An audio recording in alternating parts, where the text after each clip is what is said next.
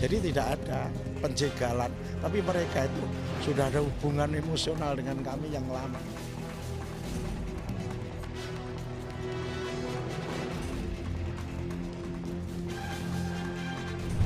Saya mengikuti aturannya KPUD.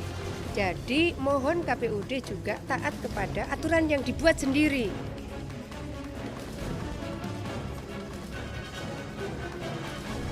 Mulai pucuk pimpinan, Ketua Umum Bu Mega dan kader-kader terbaik partai akan turun ke Jawa Timur.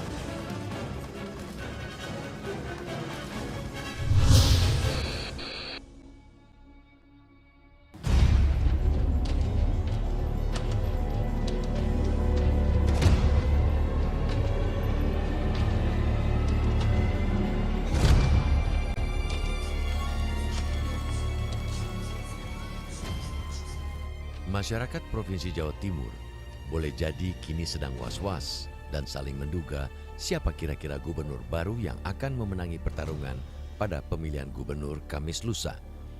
Begitu pula bagi parpol-parpol. Inilah pertarungan terakhir di Pulau Jawa sebelum digelarnya pertarungan tingkat nasional tahun depan. Dan ini terjadi di sebuah provinsi dengan jumlah penduduk terbesar kedua di Indonesia. Begitu pentingnya arti Jawa Timur bagi orang nomor satu di Indonesia, Presiden Susilo Bambang Yudhoyono dalam tahun ini saja mengunjungi provinsi ini hingga 2 kali. Begitupun soal lama kunjungan, belum ada provinsi lain yang mendapat kunjungan Presiden dengan waktu hingga 4 hari, seperti saat kunjungan kerja pada Mei dan Juli silam. Jika menilik waktu yang dipergunakan Presiden yang juga Ketua Umum Partai Demokrat dalam kunjungan kerja ini, bisa terbayangkan betapa penting arti Jawa Timur di mata Presiden. Sangat masuk akal jika banyak kalangan berspekulasi bahwa kunjungan kerja Presiden sekaligus dimanfaatkan untuk konsolidasi kekuatan demi memenangkan Gubernur Soekarwo alias Pak Dekarwo untuk masa jabatan kedua. Apalagi Jawa Timur adalah benteng pertahanan terakhir bagi Partai Demokrat di Pulau Jawa. Dalam 4 pemilihan gubernur di Pulau Jawa, pasangan calon gubernur dan wakil gubernur yang diusung Partai Demokrat tak ada satupun yang berhasil memenangi kontestasi. Tentu sangat ironis jika dalam pemilihan gubernur Jawa Timur pun Partai Demokrat harus juga dipermalukan akibat mengalami kekalahan. Soalnya, Presiden Susilo Bambang Yudhoyono adalah tokoh yang lahir dan besar di Provinsi Ujung Timur Pulau Jawa ini.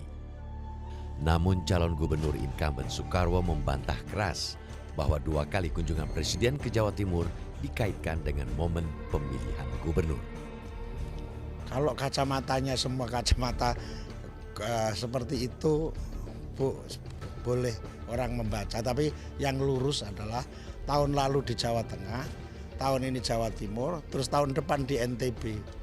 Itu perjalanan beliau sendiri dan masuk, mohon maaf, itu di daerah-daerah pinggiran yang belum pernah didatangi, seperti ke Lumajang lewat Pronojiwo, lewat Dampit, itu kan jalan hanya 4 meter yang tidak ada orangnya, hanya di Pronojiwo aja.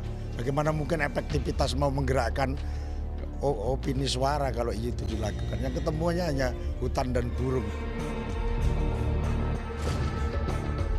Pemungutan suara untuk memilih gubernur dan wakil gubernur akan berlangsung pada Kamis 29 Agustus lusa.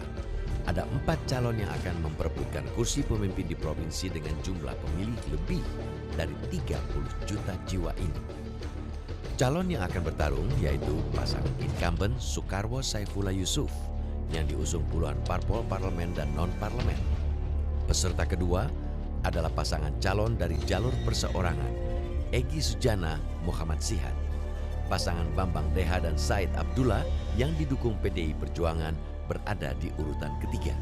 Sedangkan pasangan terakhir yang ditetapkan oleh hasil keputusan Dewan Kehormatan Penyelenggara Pemilu atau DKPP adalah Hovifah Indar Parawansa Herman Sumawirja berada di nomor urut 4. Itulah kenapa para calon yang akan bertarung pada Pilgub nanti menjadikan pondok pesantren dan ulama sebagai sasaran utama untuk meraih dukungan.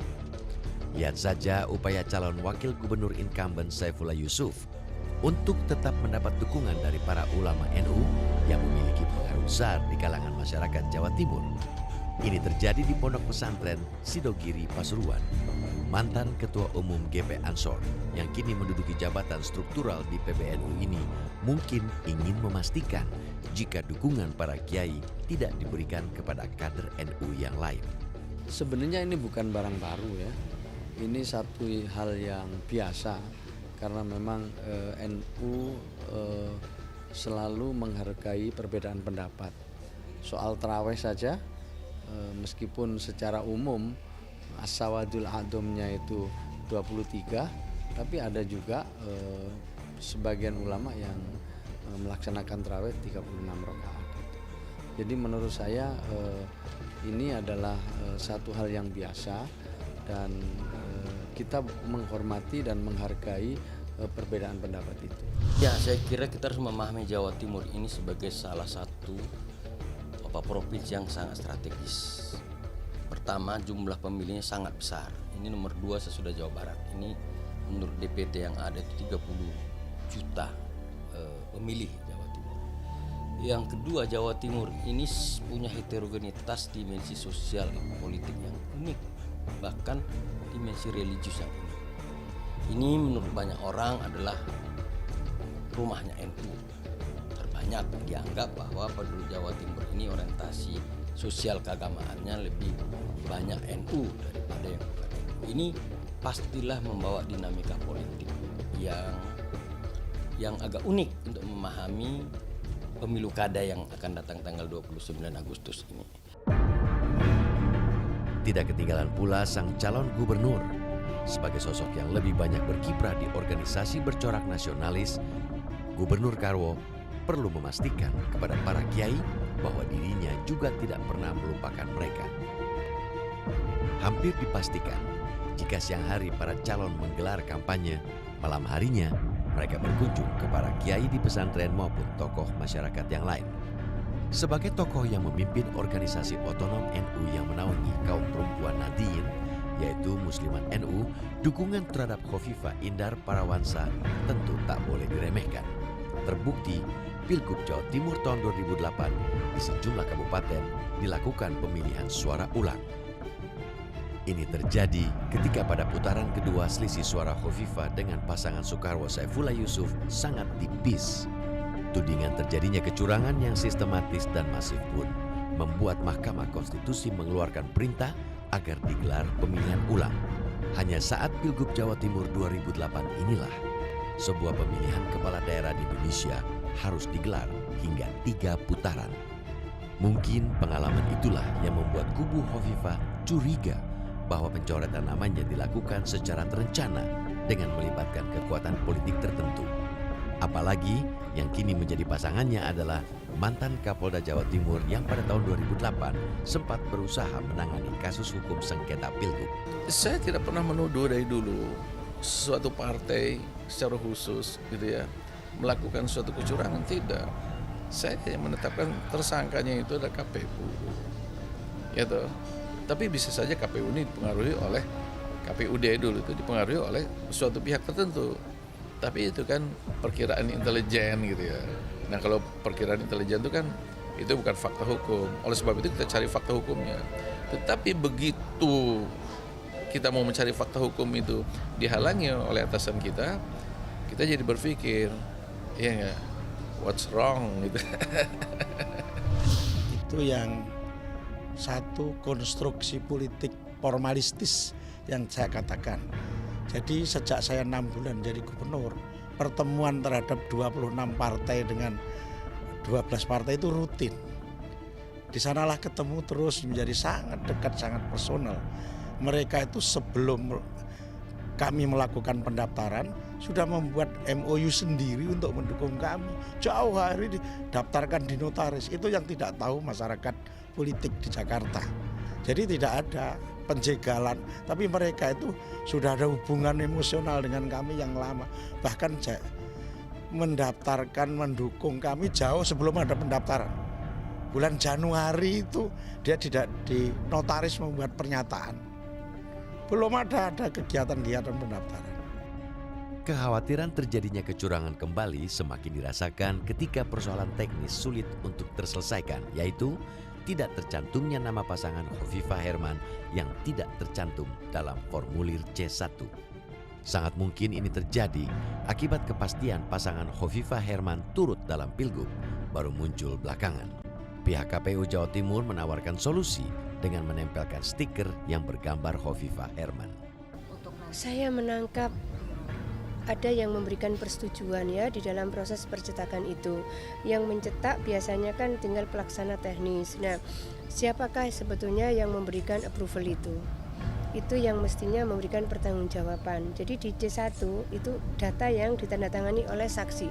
Bukan hanya C1 yang saksi loh, sampai kertas planonya loh. Nggak ada nama Khofifah Herman. Saya mengikuti aturannya KPUD. Jadi mohon KPUD juga taat kepada aturan yang dibuat sendiri gitu. Jadi kalau ada nama yang tidak sama maka kategorinya TMS. Artinya tidak memenuhi syarat. Lah sudah kita mengikuti seluruh prosedurnya KPUD. Saya pun harus ke pengadilan negeri. Itu untuk memenuhi syarat KPUD. Masa tiba-tiba kemudian nama Khofifah Herman itu kemudian dihilangkan? Nah, oleh karena itu mohon kita semua menjaga asas kesetaraan perlakuan sehingga proses ini betul-betul kita jagalah martabat pemilihan gubernur ini. Terjadinya persaingan sengit antara Soekarwo Khofifah sangat mungkin akan membuat pasangan yang diusung PDI Perjuangan Bambang DH Said Abdullah menjadi kuda hitam. Namun tentu ini bergantung pada soliditas mesin politik yang mengusung pasangan ini. Oh ya, ini kerja gotong royong, ini bukan pertempuran saya, ini pertempuran bersama sehingga mulai pucuk pimpinan, Ketua Umum Bu Mega dan kader-kader terbaik partai akan turun ke Jawa Timur.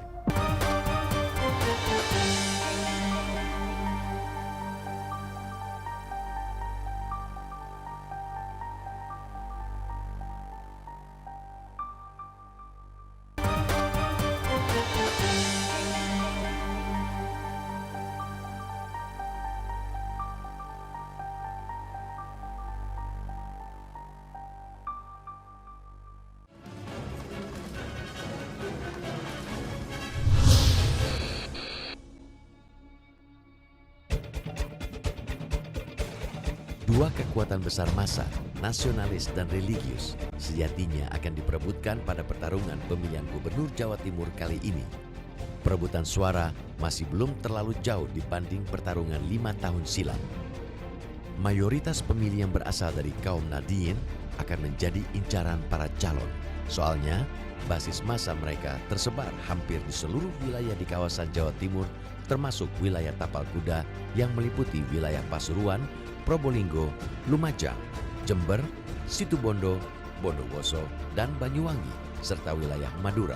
Sementara basis massa kaum nasionalis tersebar di wilayah klaster Arek yang meliputi kota Surabaya, Sidoarjo, Jombang, Gresik, Mojokerto, dan kota Malang. Meski begitu, sejumlah faktor akan menjadi penentu siapa yang akan memenangi pertarungan. Faktor incumbent, namun dengan pengusung partai politik yang sedang diguncang persoalan internal, akan turut menentukan perolehan dukungan. Persaingan dua tokoh yang sedang berkompetisi dan berada di jabatan struktur organisasi kemasyarakatan yang memiliki pengaruh paling kuat juga menjadi kajian yang menarik. Hanya, kekuatan ini mulai mengalami sedikit pergeseran akibat di satu sisi berada di lembaga otonom, sementara pihak yang lain berada di kepengurusan pusat. Dan yang tak kalah penting adalah soal pendanaan. Tapi dari sudut geopolitik, Jawa Timur juga punya apa yang disebut daerah Tapal Kuda. Selain ada wilayah Mataraman yang dulu pada tahun 55 itu jelas variannya. Daerah-daerah Tapal Kuda itu selalu berafiliasi pada partai politik yang berdimensi agama. Wilayah Mataraman itu dulu pada berdimensi nasionalis. Itu dulunya pada saat. Nah, dengan dinamika semacam ini saya kira itu akan punya imbas di dalam pemilu kada yang akan datang. Di mana kekuatan NU pada dasarnya itu kan ada di grassroots. Di mana representasi dari NU di grassroots itu? Pada pesantren-pesantren. Saya melihat ini juga dimensi demokratis dari NU. Karena setiap pesantren punya otonomi sendiri. Karena NU tidak pernah mau menyatakan diri membela siapapun. Resminya kan NU tidak pernah membuat katakanlah semacam fatwa, kita harus dukung. Tapi klaim terhadap itu oleh para calon kan banyak sekali. Ini yang menjadi dinamika di sini. Sehingga saya melihat kalau kita lihat sekarang ini, di mana representasi dari NU dari 4 pasangan calon ini. Pertama, itu Gus Ipul itu wakil ketua PBNU. Kedua, Bu Khofifah itu wakil muslimat, ketua muslimat, banomnya, badan otonomnya NU. Lalu saya mendengar lagi di koran, di media itu, Said Abdullah menyatakan saya juga orang NU. Kan begitu, ini kan sekarang dinamika ini. Saya kira ini bukan hal yang aneh dalam NU. Dalam semua sejarah politiknya NU juga terjadi representasi masing-masing semacam itu. Nah, karena itu kalau kita mau menyatakan di mana kekuatan NU untuk mendukung satu calon, menurut saya itu harus dipertanyakan secara agak kritis karena NU punya sikap demokratis masing-masing di antara kekuatan akar-akar rumput mereka, yaitu di pesantren-pesantren itu. Mari kita lihat sekarang dalam ada yang sekarang. Saya membaca kemarin Lirboyo sudah menyatakan mendukung Pak Karsa kan begitu. Lalu ada Kiai Hasyim Musadi menyatakan mendukung Viva Salahuddin. Kemudian beberapa kiai lain saya lihat bahkan Ketua Dewan Suro Kiai Haji Mansur dari Pacul Guang Jombang itu menyatakan mendukung Karsa. Sementara PKB Muhaimin mendukung Khofifah. Kan ini kan kalau kita mau menyatakan ini frame-nya adalah frame NU, saya kira ada demokratisasi yang luar biasa yang ditunjukkan oleh NU. Jadi kalau orang menyatakan bahwa orang NU harus memberikan satu wakil, nyatanya kan tidak. Dan sampai sekarang saya tidak mendengar ada fatwa dari PBNU maupun PWNU untuk menyatakan siapa yang mereka. Kan diserahkan sepenuhnya kepada warga NU.